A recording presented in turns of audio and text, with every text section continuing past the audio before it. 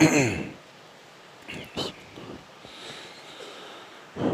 الحمد لله نحمده ونستعينه ونستغفره ونؤمن به ونتوكل عليه ونعوذ بالله من شرور أنفسنا ومن سيئات أعمالنا ومن يهده الله فلا مضل له ومن يضلله فلا هادي له وأشهد أن لا إله إلا الله وأشهد أن محمدا عبده ورسوله. أعوذ بالله من الشيطان الرجيم. بسم الله الرحمن الرحيم. يا أيها الذين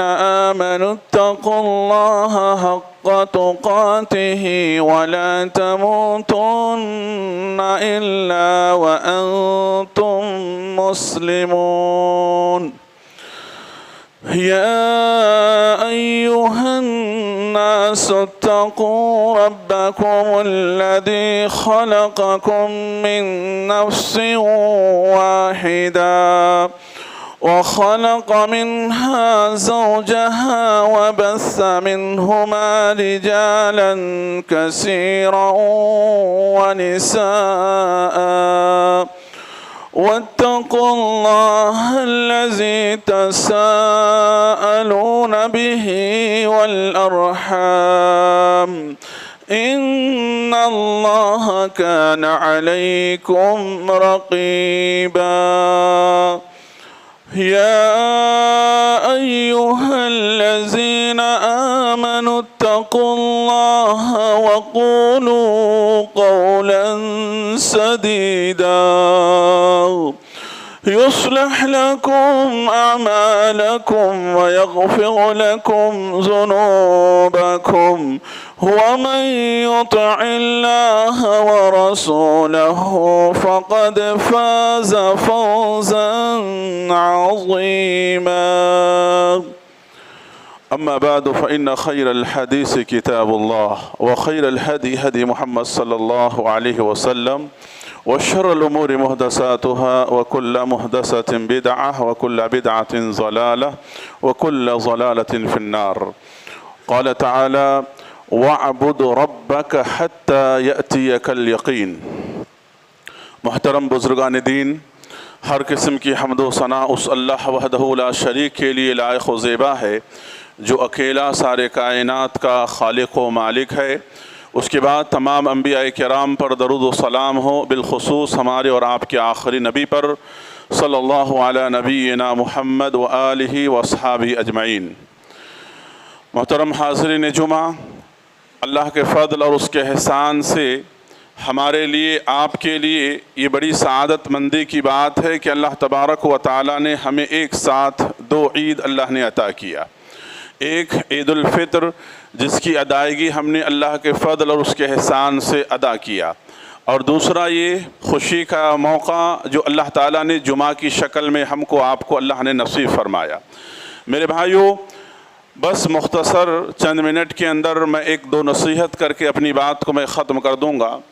سب سے پہلی بات یہ ہے کہ ابھی آپ کے سامنے سورۃ الحجر کی میں نے آخری آیت تلاوت کی ہے۔ اللہ تبارک و تعالیٰ بیان فرما رہے ہیں کہ وَاعْبُدْ رَبَّكَ حَتَّى يَأْتِيَكَ الْيَقِينُ کہ اے نبی کریم صلی اللہ علیہ وسلم، آپ اپنے رب کی عبادت اس وقت تک کرتے رہیں جب تک کہ آپ کی موت یعنی آپ کو وفات نہ آ جائے۔ میرے بھائیوں، ہماری اور آپ کی زندگی اس دنیا میں آنے کا مقصد اللہ کی عبادت ہے۔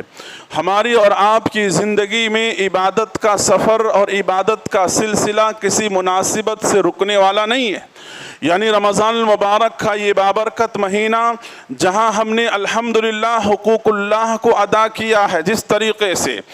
طریقے سے ہم نے پورے لگن اور شوق اور محنت کے ساتھ اللہ کی عبادت کی ہے، روزوں کی شکل میں، تلاوت قرآن کی شکل میں، دعا اور مناجات کی شکل میں، حمد و ثنا کی شکل میں، اسی طرح سے ہم نے حقوق العباد کو جیسے ادا کیا ہے، صدقۃ الفطر ادا کر، صدقہ دے کر کے، زکوٰۃ دے کر کے حقوق العباد کو ہم نے ادا کیا ہے۔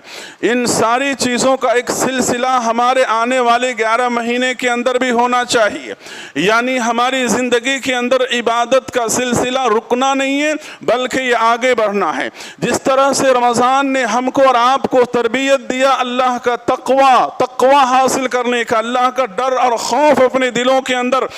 جس طرح سے ہر معاملے میں ہم نے رمضان مبارک کے بابرکت مہینے میں پاس و لحاظ کیا ہے، آنے والے 11 مہینے کے اندر بھی یہ تمام چیزیں ویسی ہونی چاہیے، تبھی جا کر کے اس رمضان کا ہماری زندگی میں فائدہ ہے اور اس کا اثر ہے۔ اس لیے نبی کریم صلی اللہ علیہ وسلم نے یہ بیان فرمایا کہ بندہ جو عبادت کرتا ہے اور اس عبادت پر بندہ جب دوام برتتا ہے، ہمیشگی برتتا ہے، تو اللہ تبارک و تعالی جو ہے ایسے بندے کو پسند کرتا ہے۔ اللہ کے رسول صلی اللہ علیہ وسلم نے کہا صحابہ کو اس نصیحت کرتے ہوئے کہ یا عبداللہ لا تکن مثل فلاں،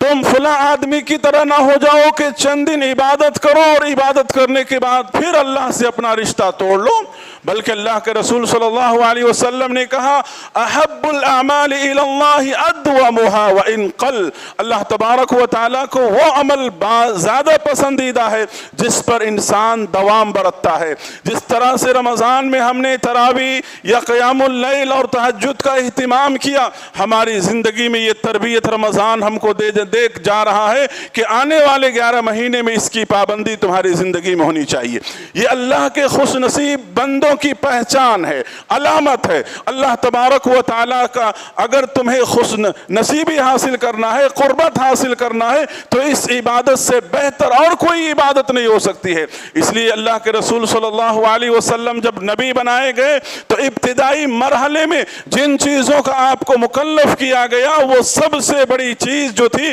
وہ قیام اللیل کی پابندی، تہجد کی پابندی۔ اس لیے اللہ تبارک و تعالیٰ نے کہا تتجافى جنوبهم عن المضاجع يدعون ربهم خوفا وطمعا ومما رزقناهم ينفقون۔ اللہ کے نیک بندے وہ ہیں جو راتوں کو اپنا بستر اور نرم گرم چھوڑ کر کے اللہ کے سامنے کھڑے ہو جاتے ہیں آخرت کی امید میں۔ اللہ تعالیٰ نے سورہ مزمل کے اندر کہا جب اللہ کے رسول پریشان ہو گئے، خوف زدہ ہو گئے، پہلی وحی کے اندر اللہ تعالیٰ نے کہا یا ایھا المزمل قم اللیل الا قلیلا نصفه او انقص منه قلیلا او زد علیہ ورتل القرآن ترتیلا۔ اے نبی کریم صلی اللہ علیہ وسلم، چادر میں لپیٹے ہوئے انسان، یہ سونے کا وقت نہیں ہے، بلکہ اٹھئے اور اپنی دعوتی مشن کو لے کر کے آگے بڑھئے۔ اگر آپ چاہتے ہیں کہ آپ کا یہ مشن آگے بڑھے، ان ناشئۃ اللیل ہی اشد وطئا واقوم قیلا، راتوں کو آپ کو اٹھنا ہوگا، راتوں کو رب کے سامنے رونا اور گر گرانا پڑے گا۔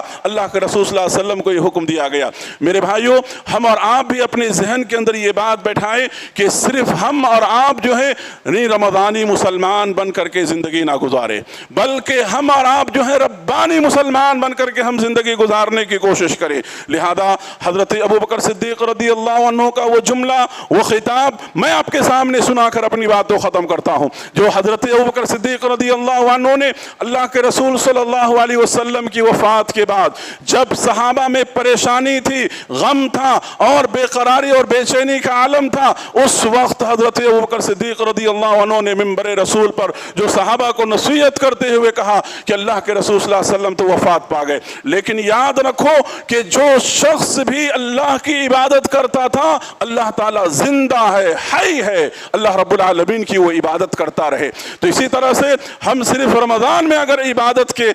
سمجھیے ہم یعنی عبادتوں کے پابند تھے، تو یاد رکھو صرف عبادت کے لیے رمضان کا مہینہ ہی نہیں، بلکہ اللہ تعالیٰ نے جب تک زندگی دے رکھی ہے، جب تک سانس ہماری ہے، جب تک اس کائنات کے اندر ہمارا وجود ہے، اس وقت تک ہمارے دل کے اندر یہ ارادہ ہونا چاہیے کہ ہم رب کے سامنے جھکتے رہیں گے، رب کے لیے ہم سجدہ کرتے رہیں گے، رب کے لیے ہم ہر طرح کی خیر اور بھلائیاں کرتے رہیں گے۔ یہ ارادہ، یہ عزم لے کر کے ہمیں زندگی میں یہاں سے اٹھنا ہے اور لے کر کے جانا ہے۔ لوگ لوگ بہت سارے سمجھیے یعنی رمضان کی جدائی کہتے ہیں کہ اس کا ہم کو تکلیف ہے، ہمیں یہ، میرے بھائیو رمضان المبارک کے جو پیغام ہے وہ تو ہماری زندگی میں ہے۔ رمضان تو آتا رہے گا، جاتا رہے گا، لیکن ہم نے اس سے تمام چیزوں سے کیا اثر لیا، یا آنے والے رمضان تک ہماری زندگی ہے یا نہیں، یہ اصل نصیحت لینا یہ سب سے بڑی بات ہے۔ تو لہذا اس کے ساتھ ساتھ جو ہے اللہ کے رسول صلی اللہ علیہ وسلم نے اس عبادت پر دوام برتنے کے لیے شوال کے 6 روزوں کا ہمیں حکم دیا ہے۔ ہاں اللہ کے رسول صلی اللہ علیہ وسلم نے کہا کہ جو بندہ یہ شوال کے 6 روزے رکھتا ہے، شوال کی آج پہلی تاریخ ہے، کل سے شروع کر سکتے ہیں، درمیان میں رکھ سکتے ہیں، جب چاہے پورے مہینے کے اندر 6 روزہ اگر کوئی رکھتا ہے تو اس شخص کے لیے خوشخبری ہے کہ سال بھر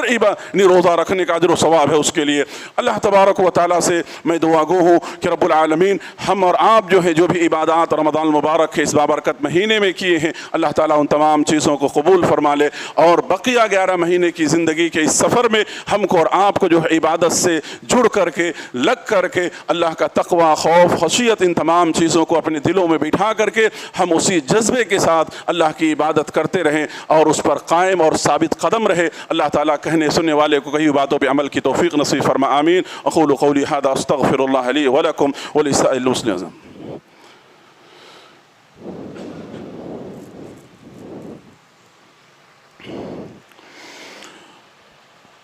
إن الحمد لله نحمده ونستعينه ونستغفره ونؤمن به ونتوكل عليه ونعوذ بالله من شرور أنفسنا ومن سيئات أعمالنا ومن يهده الله فلا مضل له ومن يضلل فلا هادي له وأشهد أن لا إله إلا الله وأشهد أن محمدا عبده ورسوله إن الله وملائكته يصلون على النبي اللهم صل على محمد وعلى آل محمد كما صليت على آل إبراهيم وعلى آل إبراهيم إنك حميد مجيد اللهم بارك على آل محمد كما باركت على آل إبراهيم وعلى آل إبراهيم إنك حميد مجيد عباد الله رحمني ورحمكم الله إن الله يأمركم بالعدل والإحسان وإيتاء ذي القربى وينهى عن الفحشاء والمنكر والبغي يعظكم لعلكم تذكرون اذكروا الله يذكركم ادعوه يستجب لكم ولذكر الله تعالى أعلى عز وتم وأهم وأكبر